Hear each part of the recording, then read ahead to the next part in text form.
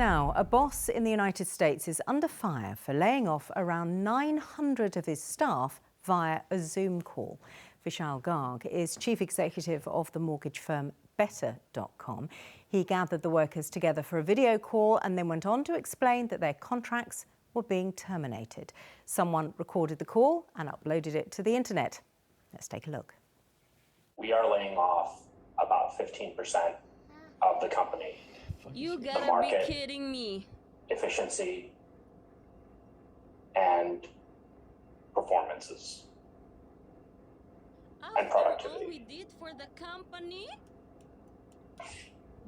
If you're on this call, you are part of the unlucky group being laid off. Your employment here is terminated effective immediately.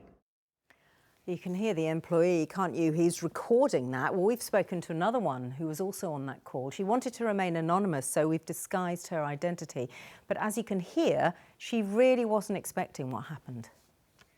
I blanked out when the video was happening and just started panicking. So I'm glad there's a video to see what actually happened, because in that moment, a lot of us went into panic mode. The first few days were really hard. I immediately jumped onto LinkedIn and updated my resume an hour after everything happened because I need a job. I need to get a job immediately because I can't afford to go without pay. But after a few days of being really upset, I started to process it more and I was just really angry. And I feel really bad for the people who are still there because they're now in a state of confusion. And instead of being comforted, after all of us were let go, they were all yelled at and told to watch their backs. God, that's rather frightening. Mr. Garg's mass firing has been labelled as cold and harsh. He's also been described in the business press as being a brilliant CEO. So let's talk about what he did and what's wrong with it. Joining me now, Gemma Dale, who's a lecturer in employment law, and David D'Souza from the Chartered Institute of Personnel and Development. Welcome both. So, Gemma, first, when you saw that video, what went through your mind? Well, I think what went through my mind was how cold it was. We all know that from time to time, organisations will need to do difficult things. Redundancies may arise, especially during economic turbulence. But I think it was the coldness of it and just how clearly surprised the employees were. Is it legal? Well, in the US, potentially, yes, because generally in America, you are employed at will, which means the employer doesn't need to give any cause to terminate you unless there are some very specific circumstances. Here in the UK, it really wouldn't be, because we have a lot more legislation and a lot of codes of practice around how any dismissal would need to take place. So if something like that happened here, then those employees would have potentially a very good claim for unfair dismissal. Yeah, well, that's worth knowing. But David, I mean, it is such a horrible experience, isn't it, being fired? And you, in your position, you must have sacked a fair few people, I imagine, have you? I've unfortunately had to do that at times, either dismissing people or making them redundant. It's a horrible, horrible thing to have to do. But what matters in that situation is that you matter least and what's happening to them matters most, because as you heard from that person there, she is coming up to Christmas, doesn't know where she's going to get a job, and her life has been severely impacted. And that's happened to 900 people, 900 families and communities sitting behind it. So it feels awful to do it, but what matters most is the people that are really at the end of that process. Yeah, but David, how can you do something like that with compassion and empathy? I mean, effectively, you're saying we no longer need you. Whatever time you do it, and coming up to Christmas is particularly horrible, admittedly, but whatever time you do it, that's going to be a tough message. What do you say? What are the words you use? So it's good to express regret, but what happened in that situation is actually he made it about him and how upset he'd been in prior times. So that's unhelpful. You need to express regret. You need to be really clear on the answers. But the other thing that would be very different in the UK is quite often organisations provide support to people to find new jobs or to support them in writing their CV. Because what matters is the people that are leaving, but also that the people that stay know how you're going to treat them. And if you treat people badly during this process, that becomes known in the organisation and will damage everything you're trying to do from that point onwards. Good point. Stay with us, David and Gemma, because we have been asking you for your experiences of being sacked or having to sack people. CL, what have people been It's so interesting what David said, because what people might not have seen in the videos, he went on to say, the CEO, that actually the last time I did this was really hard, I cried. Yeah. I'm not going to cry this time. Yeah. How astonishing. But yes, you've been sending me your messages, just as astonishing, sadly, I have to say. Someone calling himself KB said, I worked in education. We were called to a meeting, handed an envelope, which we were instructed not to open. The directors said, those of you with a white envelope may leave. Those with the brown envelope have been made redundant. Lovely.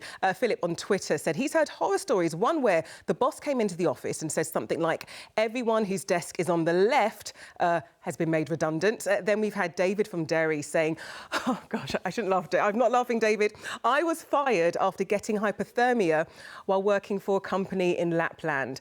Then he went on to say that he was taken home by helicopter, transferred to hospital in the UK, and they fired him there. So sorry, David. Paul says my wife and all her colleagues in the entire company were made redundant in a conference call. So, Paul, your wife knows exactly what it feels like to be made redundant via a call, video call. That's yeah, so some tough. shocking messages. Really, really tough. I wonder as well, Gemma, I'll put this to you, whether perhaps our compassionate, empathetic tone might have changed in the pandemic, because we're not seeing people face to face. Is it easier done in that kind of Zoom online environment when you're doing something like that? Because you've got that distance, haven't you?